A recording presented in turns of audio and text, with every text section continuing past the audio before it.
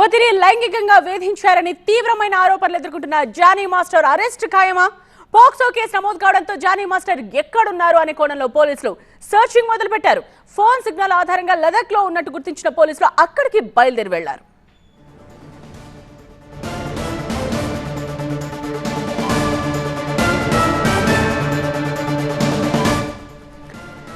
Johnny master arrest ఖాయం. Johnny master పై POCSO case నమోదైంది. ప్రస్తుతం లదక్ లో ఉన్నారు జానీ మాస్టర్. లదక్ బయలుదేరారు ప్రత్యేక పోలీస్ బృందాలు. ఏ క్షణమైనా జానీ మాస్టర్ అరెస్ట్ చేసే ఛాన్స్ ఉంది. మధ్యప్రదేశ్ కు చెందిన యువతి 2017లో ఒక డాన్స్ షోలో పాల్గొంది. అదే సమయంలో ఆ షోకు జడ్జ్ గా జానీ మాస్టర్ ఉన్నారు. దీంతో జానీ మాస్టర్ ఆమె ప్రతిభ చూసి డాన్స్ అసిస్టెంట్ గా ఛాన్స్ ఇప్పిస్తానని హామీ ఇచ్చాడు.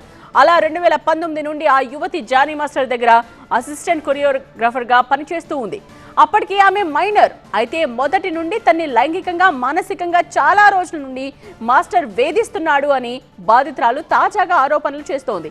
బాధితురాలకి సపోర్ట్ గా నిలిచారు బీజేపీ మహిళా నేత సినీ నటి కరాటే కళ్యాణి.